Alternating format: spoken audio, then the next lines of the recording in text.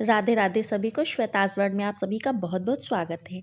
आज हम इस वीडियो में जानेंगे रसोई घर के ऐसे महत्वपूर्ण नियम, वास्तु के नियम जिनको अगर हमने नहीं जाना है, नहीं अपनाया तो हमें बहुत भारी नुकसान उठाना पड़ सकता है।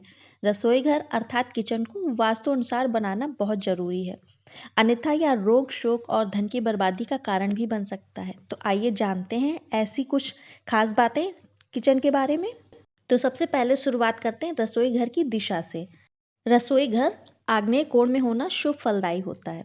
यदि ऐसा नहीं है तो इससे घर में रहने वाले लोगों की सेहत, खास तौर पर महिलाओं की सेहत पर विपरीत प्रभाव पड़ता है। अन्न धन की भी कमी होती है।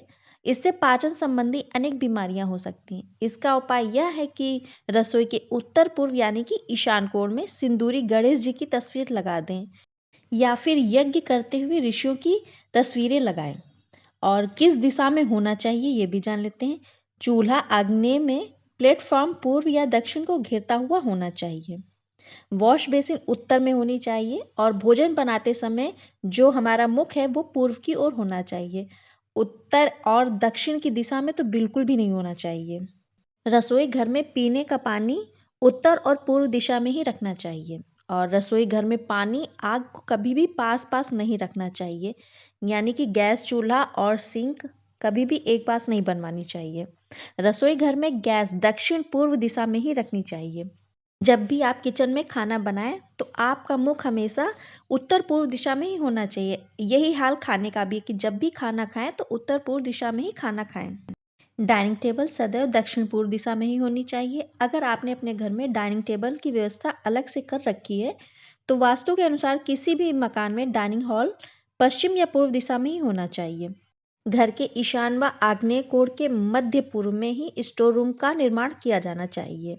और माइक्रोवेव, मिक्सर या जैसे अन्य भी कोई बिजली के उपकरण हैं वो आप दक्षिण पूर्व दिशा में ही रखें।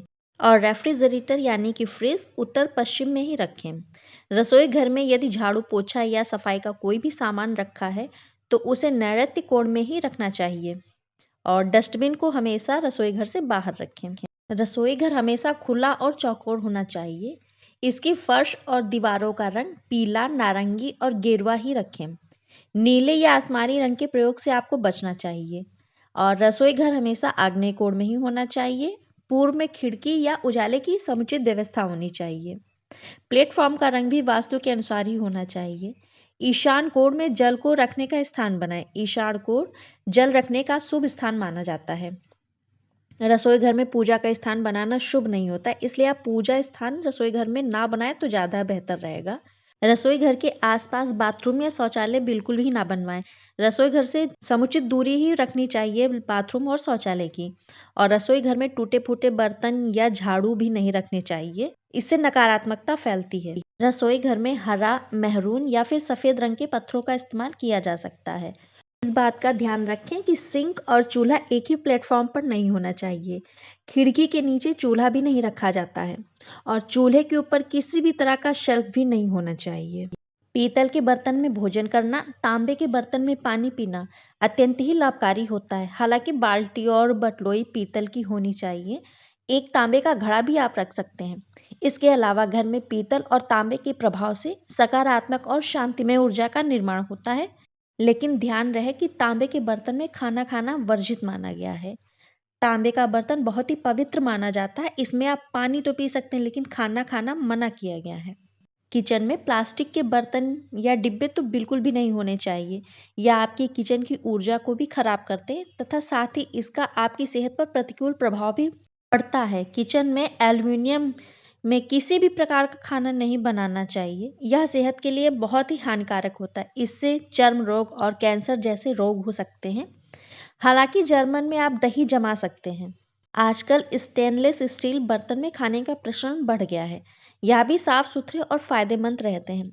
स्टेनलेस स्टील एक मिश्रित धातु है जो लोहे में कार्बन, क्रोमियम और निकल मिलाकर बनाई जाती है। इस धातु में ना तो लोहे की तरह जंग लगता है और ना ही पीतल की तरह यह किसी अम्ल आदि से प्रक्रिया करती है। आप अपने रसोई घर में सुंदर फलों और सब्जियों के चित्र लगा सकते हैं। यह बेहद ही शुभ माना जाता है।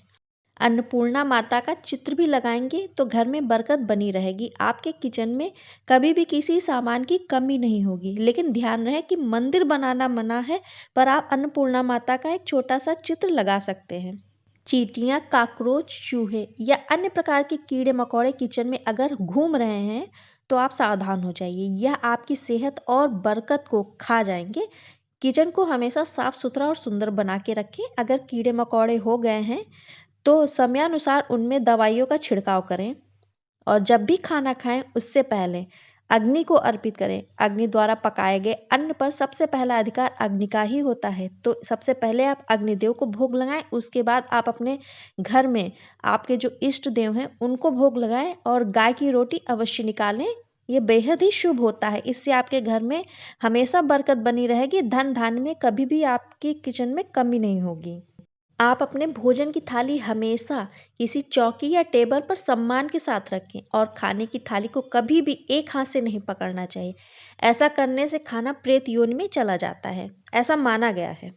भोजन करने के बाद थाली में कभी भी हाथ नहीं धोने चाहिए और जूठी थाली को कभी भी बिस्तर पर या पलंग पे या किचन में नहीं रखना चाहिए। जो उसका नियत स्थान है जूठे बर्तनों का, आप वहीं रखें और रात्रि में जूठे बर्तन कभी भी आप अपने किचन में ना छोड़ें। रात में चावल, दही और सत्तू का सेवन करने से लक्ष्मी का निरादर होता है।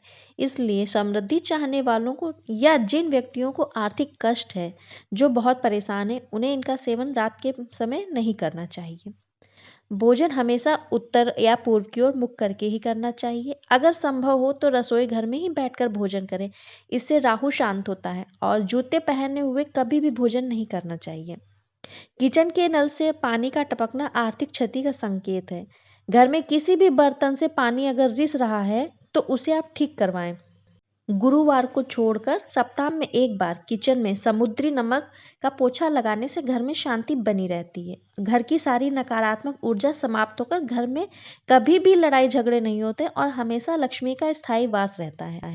उम्मीद करती हूँ कि यह वीडियो आपको पसंद आई होगी। अगर यह वीडियो आपको अच्छी लगे या इसकी जानकारी आपके लिए महत्वपूर्ण साबित हो तो हमारे चैनल को लाइक करें, सब्सक्राइब करें। मिलते हैं ऐसी अगली महत्वपूर्ण जानकारी के साथ अगले वीडियो में। तब तक के लिए राधे राधे, जय श्री कृष्ण।